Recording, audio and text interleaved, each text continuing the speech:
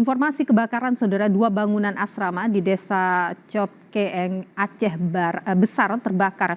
Dua korban dibawa ke rumah sakit.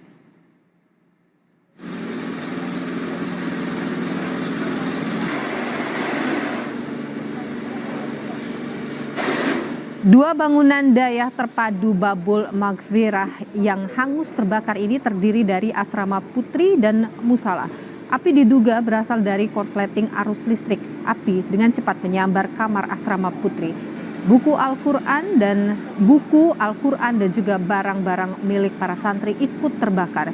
Dua korban yang mengalami luka dibawa ke rumah sakit. Diawali dengan listrik padam, mungkin terjadi korslet listrik arus pendek. Saya pikir cuma padam listrik biasa, karena saya masih di dalam rumah, di dalam kamar. Waktu keluar baru terdengar anak-anak teriak-teriak. Jadi saya perhatikan di belakang api sudah menggemuruh tinggi, asap sudah hitam. Ya, alhamdulillah anak-anak sedang berada di luar asrama semua, sedang dalam proses belajar mengajar. Cuma yang jadi korban, kita juga bersyukur kepada Allah.